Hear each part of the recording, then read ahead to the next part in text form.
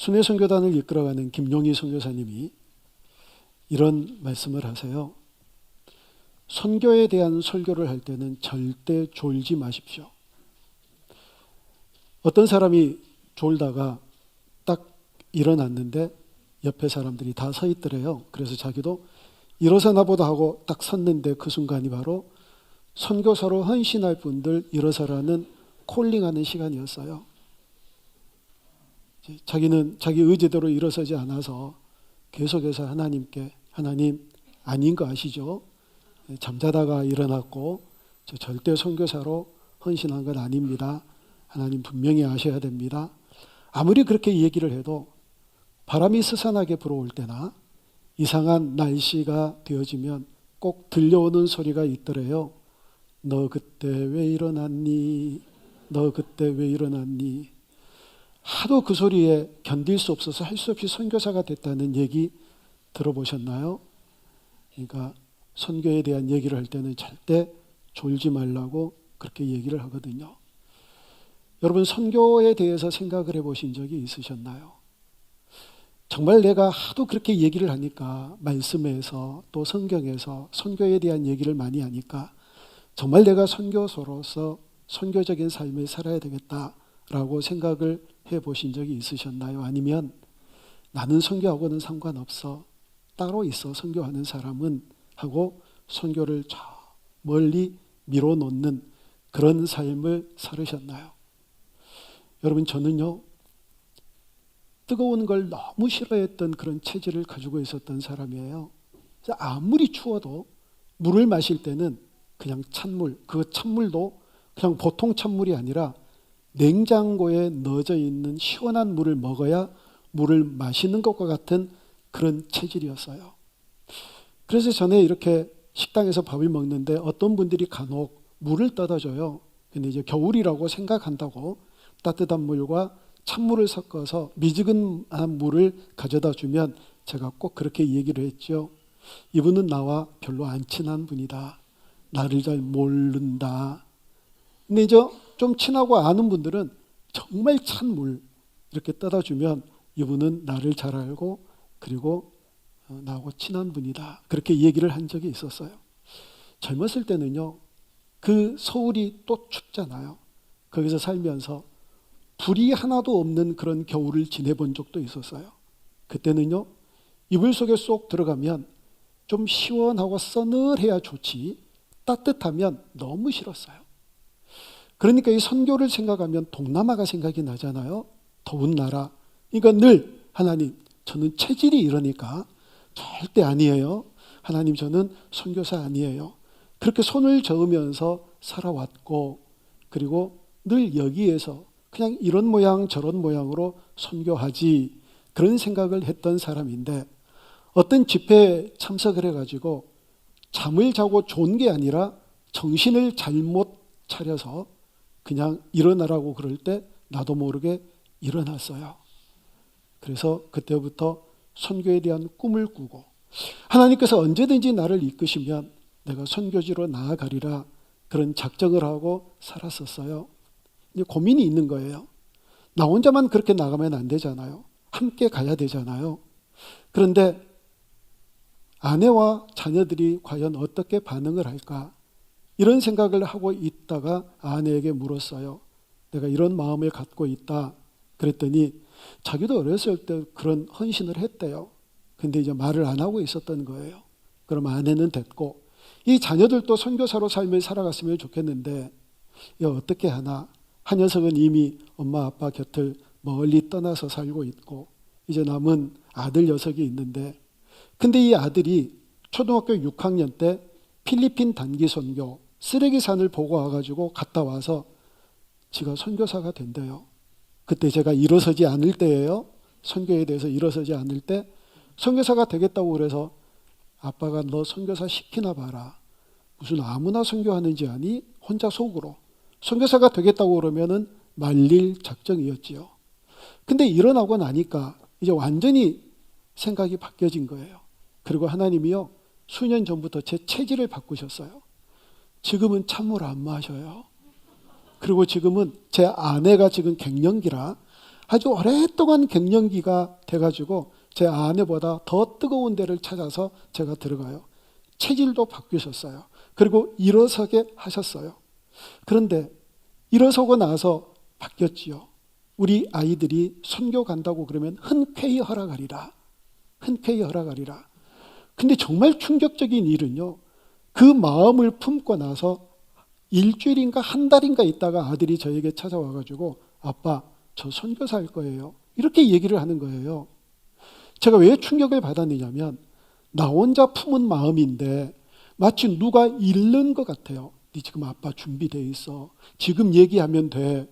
잃는 것처럼 얼마 되지 않아서 저에게 그런 얘기를 하는 거예요. 그래서 제가 얘기했지요.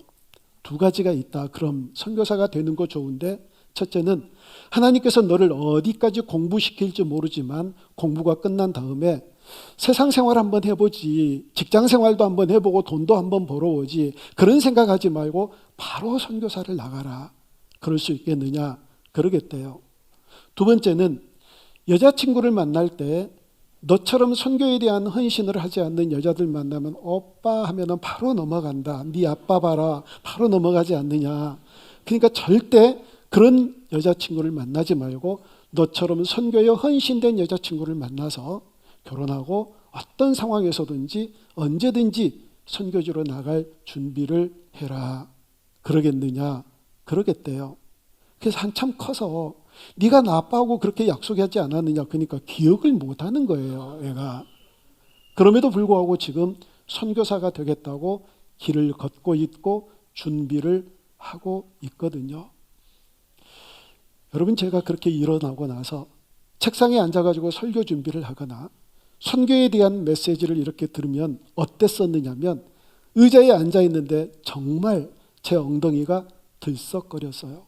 나 빨리 선교지 가야 되는데, 나 빨리 나가야 되는데, 나 지금 여기 있으면 안 되는데, 교회가 어떻게 성장하고 어떤 상황이 되든지 이 교회, 여기에서는 한국에서는 이 교회 맡아서 담당할 사람 너무 많이 있으니까 나 선교지로 가야 되는데 정말 엉덩이를 들썩거리면서 말씀을 준비하고 말씀을 보았던 때가 있었거든요. 그런데 어떤 선교사님을 만났어요. 이분은 얼마나 선교를 제대로 하신 분이냐면 정말 우리나라 사람들, 외국인들을 보기 힘든 오지에 가가지고 선교를 하는데 이분이 이렇게 얘기를 해요. 무슨 선교하는데 돈이 필요해요? 우리 같은 사람이 그런 데 가면 천연기념물이 돼가지고 동네 사람들이 다 구경하러 오고 서로 우리 집에서 자라고 그러고 서로 먹을 것도 주고 차비하라고 돈도 주고 그런데요. 완전히 천연기념물이라 세상 처음 보는 사람들이 자기 동네로 오니까 너무너무 신기해가지고 구경하고 따라다니고 얘기 듣고 그런데요. 무슨 돈이 필요하냐요. 이렇게 제대로 선교하신 분하고 얘기를 하면서 제 마음을 얘기했더니 이렇게 말씀을 하셨어요. 길을 죽이는데 목사님 왜 선교지로 가려고 그러세요? 목사님이 나이가 젊기를 하세요? 아니면 언어가 되세요? 그래도 안 꺾였지요. 근데 놀랍게도 그런 얘기들을 나눌 때마다 똑같은 얘기를 하신 선교사님을 2번 더 만났어요. 그 뒤로부터 엉덩이가 들썩거려지지는 않고 강박증도 사라지고 하나님께서 언젠가 부르시면 가겠지, 아니면 이분들 얘기대로 여기에 있으면서 선교를 일으키고 선교에 대한 마인드를 함께 공유하는 그런 사역들을 해야지, 그런 마음으로 여기까지 왔거든요. 여러분 오늘은요 주제가 선교라는 주제예요. 우리나라 교회들이요 많은 행사들을 합니다. 절기 때 성경의 절기가 아니라 3.1절, 6.25, 8.15, 또 개천절 이런 때 이런저런 기념 예배를 드려요. 그리고 세상에서 어떤 문제들이 이슈가 되어지면 기독교인들이 우리 생각은 이렇습니다, 우리의 뜻은 이렇습니다 하고 자기 목소리를 내는 운동, 대사회 운동 같은 것들을 하지요. 굉장히 많아요. 그런 게. 그걸 하지 말라, 그건 불필요하다라고 하는 얘기 절대 아니고요. 그런 운동, 그런 기념 이런 걸 할 때마다 제 마음속으로 드는 생각이 있어요. 그렇게 구호를 외치고 그렇게 운동을 하는 건 우리 목소리를 들으십시오.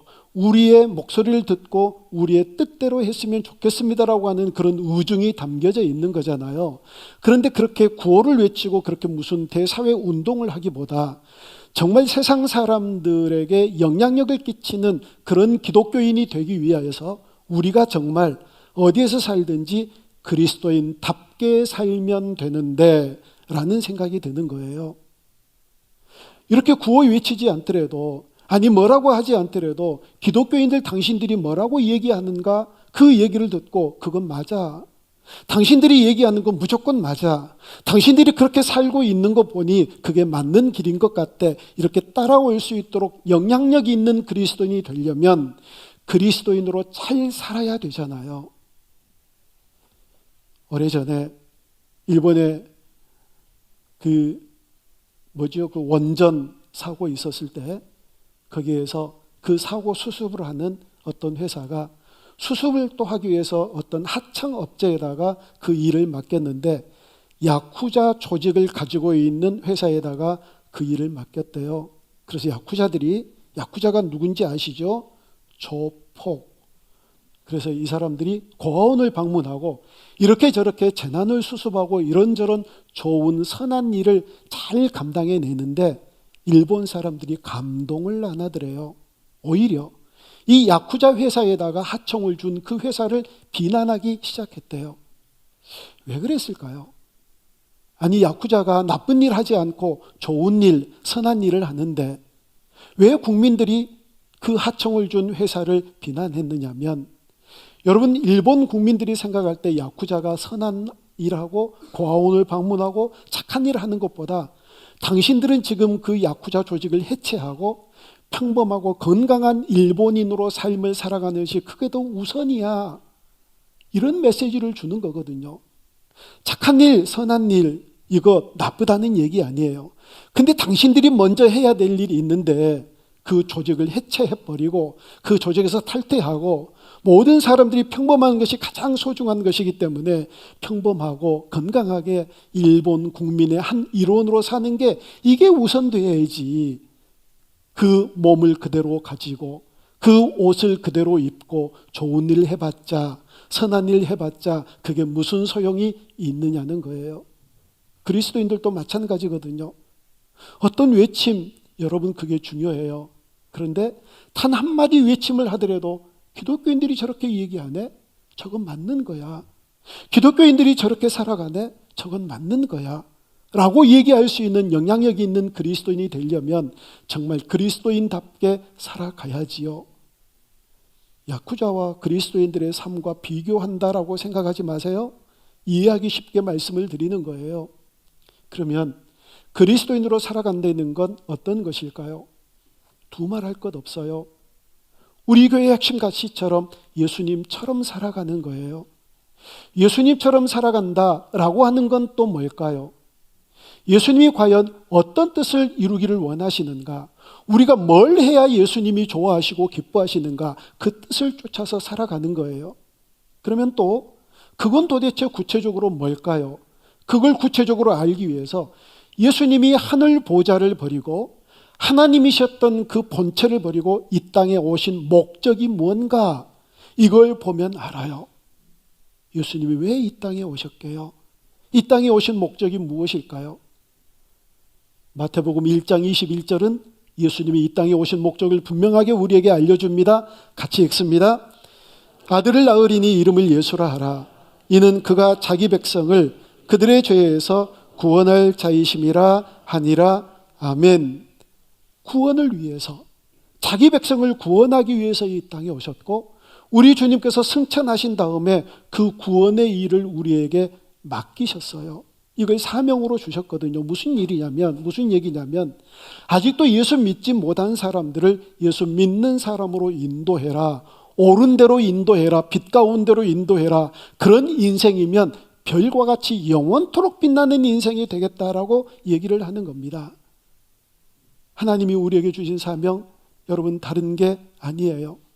그래서 마태는요, 마태복음을 닫기 이전에 예수님이 왜 이 땅에 오셨고, 그리고 예수님께서 예수님을 믿는 우리에게 뭘 요구하시는가를 마태복음을 닫기 전에 말씀하셨는데, 마태복음 28장 19절부터 20절, 너무나도 잘 아는 내용의 말씀입니다. 다시 한번 같이 읽습니다. 그러므로 너희는 가서 모든 민족을 제자로 삼아 아버지와 아들과 성령의 이름으로 세례를 베풀고 내가 너희에게 분부한 모든 것을 가르쳐 지키게 하라. 볼지어다 내가 세상 끝날까지 너희와 항상 함께 있으리라 하시니라. 아멘. 가서 모든 민족을 제자 삼으래요. 그 구원을 이루래요. 구원을 이루신 완성하신 예수님이 누구인가를 소개하고 그 예수님을 믿게 해서 구원받는 백성들이 되게 하래요. 이걸 하나님께서 우리에게 이 사명을 주셨는데, 이 사명은요 창세 때부터 주셨어요. 하나님께서 천지를 창조하시고 그리고 인간에게 처음 주신 사명이 생육하고 번성하라. 근데 모든 인간이 죄로 다 타락하자 물로 완전히 덮으셔서 심판하시고, 그리고 살아남은 노아 가족들에게 또 첫 번째 명령을 주신 게 생육하고 번성하라. 똑같은 사명을 주신 거예요. 자, 여러분, 생육하다라고 하는 뜻은요, 생물이 나서 자라나는 것을 생육하다라고 그래요. 번성하다라고 하는 것은 이것이 자라나서 옆으로 확산돼 가지고 퍼지는 것을 번성하다라고 그렇게 얘기를 해요. 근데 사람들은 계속 자라나기만을 원해요. 아니, 여러분, 어떤 사람이 낳는데 만약에 자라지 않는다, 이게 얼마나 답답한 일이겠어요? 이건 불행이지요. 그래서 사람들이 자라가요. 이건 기쁨이에요. 이건 감사할 일이에요. 근데 인간들이 계속 자라기만 하면서 하늘 끝에 꼭대기를 닿게 자라고 또 자라고 자라고 하면서 번성하기를 거절을 한 거예요. 이게 바벨탑이에요, 여러분. 바벨탑은 다른 게 아니라 계속 하늘 끝이 닿도록 자라기만 하는 게 이게 바벨탑이에요. 그리고 너희들 다른 데서 살면 안 돼? 번성하면 안 돼? 이 바벨탑이 보이는 곳에서 살아야 돼. 이게 바로 바벨탑이었거든요. 그 바벨탑을 하나님께서 무너뜨리시고 그리고 사람들을 흩으셨잖아요. 번성케 하셨잖아요. 여러분, 이게 하나님께서 우리에게 주신 사명이에요.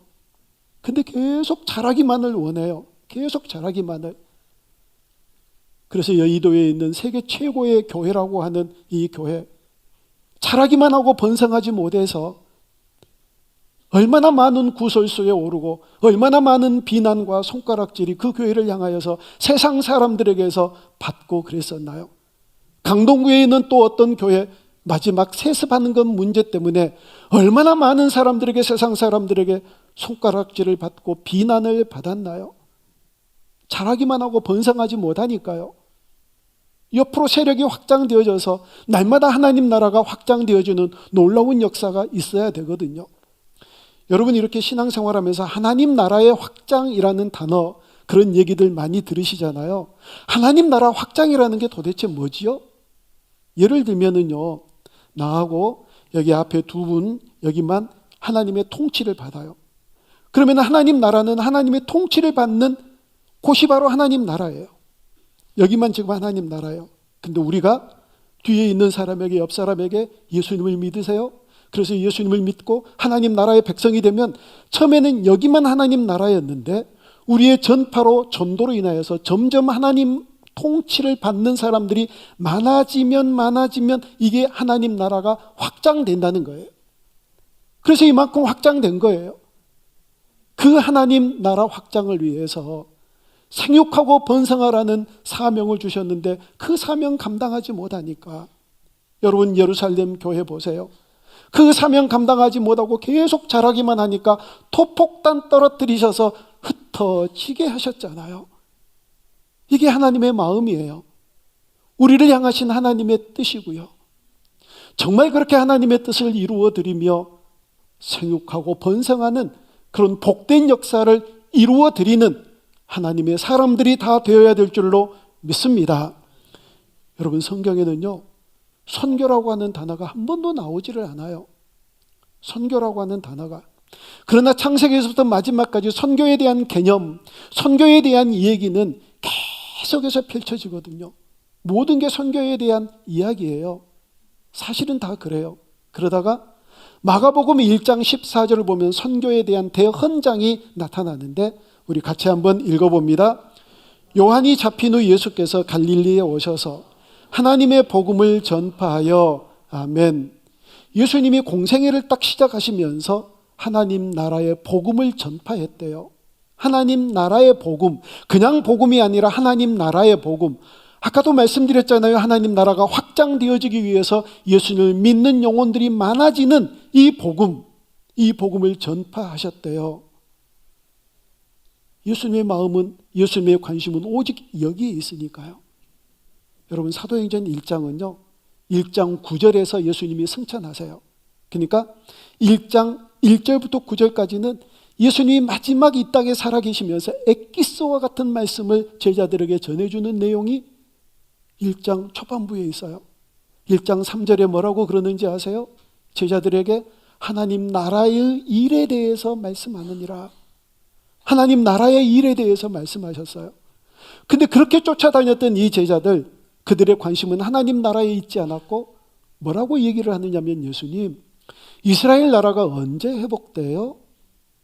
기껏 하나님 나라를 향하여 소망을 두고 하나님 나라를 향하여 시선을 두고 하나님 나라를 붙잡으라고 얘기했는데 이스라엘 나라가 언제 회복돼요? 이게 제자들의 마음이에요. 그러자 예수님께서 너희들 알 바 아니야. 그리고 주신 말씀이 예루살렘, 유다, 사마리아와 땅 끝까지 이르러 내 증인이 되라 하는 말씀 주셨거든요. 오직 하나님은, 예수님은 하나님 나라에 대해서 관심을 갖고 있었어요. 근데 제자들은 엉뚱한 데 관심을 갖고 살았거든요. 그래서 이렇게 대헌장을 말씀하신 다음에 15절에서, 마가복음 1장 15절에서 이렇게 얘기합니다. 같이 읽어요. 이르시되 때가 찼고 하나님의 나라가 가까이 왔으니 회개하고 복음을 믿으라 하시더라. 아멘. 여기서 때가 찼고 라고 하는 이 단어는요, 이 말은 어떤 의미냐면 이제 너희들이 자유로울 때가 됐다라고 얘기를 하는 거예요. 세상 사람들에게 이제 너희들이 자유로울 때가 됐다. 그러면 세상 사람들이 그렇게 반문하지 않겠어요? 우리가 언제 구속됐는데, 지금도 자유로운데, 어제도 자유롭고 오늘도 자유롭고 내일도 자유로울 건데 우리가 언제 묶인 적이 있었나? 그런 생각을 할 거예요. 근데 묶여 있는 거거든요. 어둠의 권세 아래 묶여 있고요, 사망의 권세 아래 갇혀 있는 인생을 살아가는 거예요. 그래서 예수님께서 이제 때가 찼다. 이제 너희들이 자유로울 때가 됐다. 이제 너희들이 어둠의 권세에서 해방될 때가 됐다. 이제 너희들이 사망의 권세를 물리치고 영원한 하나님 나라로 들어올 때가 됐다. 그리고 하나님 나라의 복음을 전파하고 또 전파했거든요. 여러분, 그래서 하나님께서 그 사명을 위해서 이곳 만성동에 우리 교회를 세우신 줄로 믿습니다. 이렇게 교회를 세우시고 많은 사람들로 하여금 그 영혼을 다시 찾게 하시고 잃어버린 영혼을 건지게 하시고 또 힘들고 어려운 많은 영혼들을 위로받게 하시기 위해서 이곳에 교회를 세우셨어요. 여러분, 이 교회 주님의 교회입니다. 주님께서 세우셨습니다. 이 교회 누가 이렇게 코로나 기간 동안 부흥하도록 이렇게 이끌어 주셨나요? 주님이 하셨습니다. 다만 우리 모두를 주님께서 도구 삼으셨을 뿐입니다. 모든 일들을 주님께서 하셨고 이 교회는 주님의 교회입니다. 사람들 얼마나 웃기는지 아세요? 개척 멤버라 하든가 아니면 많은 헌금을 해가지고 교회를 세우면 끝까지 자기가 주인이래요. 주님의 교회라고 고백은 해놓고 내 교회라는 생각을 갖는 거예요. 여러분, 주인이라고 그럴 때 두 가지 개념이 있어요. 주인 노릇하는 것과 주인 의식을 갖는 게 있어요. 주인 노릇하는 것은 바로 그런 거예요. 내가 개척했으니까, 내가 헌금 많이 했으니까 이 교회는 내 교회야. 주인 노릇하고. 그래서 새로운 사람들이 자기보다 더 열심히 뭘 일을 하려고 그러면 어디서 굴러와서 그래, 이런 생각들을 하니까 고백은 그렇게 하면서도 자기 교회라고 생각하는 이런 주인 노릇하는 사람들이 있는데 이건 안 될 일이고요. 우리는 주인 의식을 가져야 돼요. 이 교회에 대한 주인 의식. 그래서 날마다 책임지고 날마다 이 공동체가 아름답게 되고 날마다 이 교회가 하나님 기뻐하시는 교회가 되기 위하여서 내가 무엇을 해야 될까? 내가 어떻게 헌신할까? 내가 어떻게 기여할까? 이게 바로 주인의식이거든요. 그런 주인의식 가져야지요. 그렇지 않으면 교회가 어려워질 수 있으니까요. 하나님께서 이 일을 위해서 이곳에 교회를 세우셨고 우리로 하여금 주인의식을 갖고 하나님의 나라를 확장시켜 가게 하신 줄 믿습니다. 중요한 거는요, 오늘 우리가 읽은 본문처럼 많은 사람들을 옳은 대로 돌아오게 하는 자가 영원토록 별처럼 빛나는 인생이 되어지니까 그 사명 감당해야지요. 다른 게 아니라 선교예요. 선교예요. 우리 오늘 본문 다시 한번 같이 읽어볼까요? 지혜 있는 자는 궁창의 빛과 같이 빛날 것이요 많은 사람을 옳은 대로 돌아오게 한 자는 별과 같이 영원토록 빛나리라. 아멘. 그래서 바울의 이름이 그렇게 빛났나 봐요. 제자들보다 훨씬 늦게 출발했지만, 제자들보다 훨씬 주님 곁에 가까이 있지 않았지만, 예수님께서 바울을 택하시면서 너는 이방인들에게 복음을 전하는 전도자가 되라고 택하셨고, 그렇게 택하신 그 목적대로 사도 바울은 많은 사람들을 옳은 대로 인도했던 별과 같은 인생을 살았거든요. 로마서 16장을 보면은요, 사도 바울이 땅끝 로마라고 하는 곳에까지 가서 전도를 다 한 다음에 이제 마지막 그의 인생을 마무리하면서 이제까지 자기가 달려온 그 사역에 함께 동역했던 많은 동역자들의 이름을 로마서 16장에 열거를 해요. 그런데 가장 첫 번째 16장 1절을 보면 한 사람의 이름이 등장하는데 같이 읽습니다. 내가 갱그레아 교회의 일꾼으로 있는 우리 자매 베베를 너희에게 추천하노니. 아멘. 베베라고 하는 이름이 처음 등장을 해요. 그 많은 동역자들 이름 가운데. 그런데 이 베베라고 하는 이름의 뜻은요, 우상의 이름이에요. 쉽게 얘기하자면 김씨라면 김보살, 이런 의미예요. 베베라고 하는 이름이. 어떤 사람이었을까요? 우상에 빠져 있는 사람, 죽음의 권세 아래 잡혀 있었던 사람, 하나님과 전혀 상관없는 자리에서 살았던 이 사람이 바울의 전도로 인하여 예수님 믿게 되고, 바울의 전도로 인하여 옳은 대로 인도함을 받은 아주 바울의 기쁨이 되었기에 이 사람 이름을 처음에 등장을 시켜요. 얼마나 기뻤을까요? 여러분 같으면 안 기쁘시겠어요? 우상에 빠진 사람이었는데, 우상 이름을 가진 사람이었는데 예수 믿고 이제 옳은 대로 돌아왔으니 이게 얼마나 기뻐요. 그 기쁨이 컸기 때문에 1절에다가 베베의 이름을 넣거든요. 여러분, 우리 이름이 영원토록 별처럼 빛나는 이름이 되기 위하여 사도 바울같이 많은 사람들을 옳은 대로 인도하는 그런 인생 되어야 될 줄로 믿습니다. 이게 진짜 주님이 기뻐하시는 삶이니까요. 1956년에 미국의 휘튼 대학을 수석으로 졸업했던 짐 엘리엇이라고 하는 청년이 있었어요. 이 사람이 4명의 친구들과 함께 에콰도르에 있는 아우카족이라고 하는 그 족속에 전도하기 위해서 갔지요. 그런데 도착하자마자 죽어요. 이 사람들이 창을 가지고 활을 가지고 공격을 해온 통에 그 자리에서 복음도 전하지도 못하고 어떤 사역도 해보지도 못하고 그대로 죽어요. 명망가에 있는 그런 청년들이었어요. 좋은 대학에 공부 잘하는 청년들이었어요. 어쩌면 이들은 그 나라의 미래 세대를 책임져야 되는 그런 주역들이었는지도 모를 일이지요. 그렇게 무참하게 아우카족에게 가가지고 생명을 잃게 되자 이 소식을 접한 이 나라가 큰 충격에 빠지면서 한 기자가 이렇게 얘기를 했대요. 이게 웬 낭비인가? 이러자 짐 엘리엇 부인이 얘기하기를, 낭비라니요, 이건 값진 응답입니다. 그리고 이 사람들이요, 몇 년 있다가 그 5명의 부인들이 조를 짜가지고 아우카족으로 가요. 왜 갔느냐면 한 가지 정보를 안 게 있었어요. 이 아우카족은 남자는 죽이지만 여자는 살려놓는데요. 이상한 애들이에요.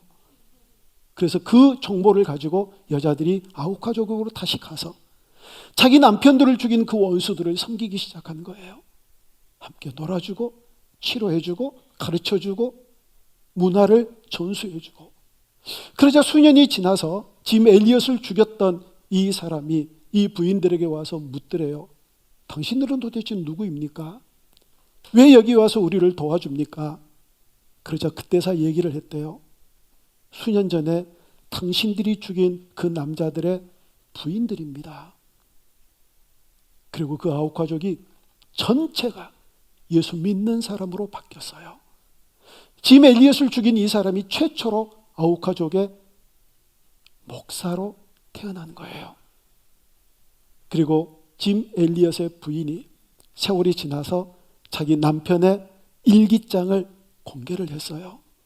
그 일기장에는 이렇게 써져 있었답니다. 아버지여, 아우카족에게 보내주소서. 아버지, 제 생명을 취하소서. 주님의 뜻이라면 제 피를 취하소서. 제 것이 아니기에 아끼지 않겠습니다. 주님, 가지시옵소서. 다 가지시옵소서. 제 생명을 세상을 위한 생명으로 부으소서. 읽을 때마다 눈물이 나요. 부끄러우니까요. 여러분, 무엇인가 누군가와 비교하려면 이런 사람들과 비교해야지요. 나보다 못한 사람들과 비교해서 나 좀 잘났지 않니? 나 좀 괜찮지 않나? 이렇게 생각하는 것이 아니라 이런 사람들과 비교하면서 부끄러워하면서 나도 이같이 살아야지. 그런 다짐, 그런 결단해야 되잖아요. 짐 엘리엇 28살 때 2살 난 딸을 가지고 또 그 아내 뱃속에 한 생명이 있었을 그때에 아우카족을 향하여 자기 목숨을 내어주면서 그가 주었던 도전적인 메시지 하나가 있어요. 그게 뭐냐면 영원한 것을 얻기 위하여 영원하지 않는 것을 버리는 자는 바보가 아니다. 영원한 생명, 많은 사람들을 옳은 대로 돌아오게 하기 위한 이 놀라운 생명을 얻기 위하여서 영원하지 않는 내 몸뚱아리, 영원하지 않는 이 세상의 것, 이것들을 버리는 것은 전혀 아깝지 않고 그건 바보가 아니다. 사랑하는 여러분, 선교는요, 존재 이유예요. 하나님께서 이곳에 교회를 세우신 이유, 우리의 생명을 데리고 가지 아니하고 지금 살려두신 하나님의 위대한 목적, 그것은 하나님 나라를 확장시키고 많은 사람들을 옳은 대로 인도하게 하기 위한, 그래서 우리 인생이 별과 같이 영원히 빛나게 하기 위해서 하나님께서 선교의 사명을 우리에게 주신 줄 믿습니다. 선교는 특별한 사람들이 하는 게 아니라 지금 생명이 붙어 있어 살아있는 우리 모두 하나님께서 선교하게 하기 위해서 지금 오늘까지 존재케 하신 줄로 믿습니다. 어떠하든지 어떤 상황이든지 또 어디에서 인생을 살아가든지 하나님 나라를 확장하는 데 꿈을 꾸고 많은 사람들을 옳은 대로 인도하여 내서 여러분들의 인생이 별과 같이 영원토록 빛나는 복된 인생 되어줄 수 있기를 주님의 이름으로 축복합니다.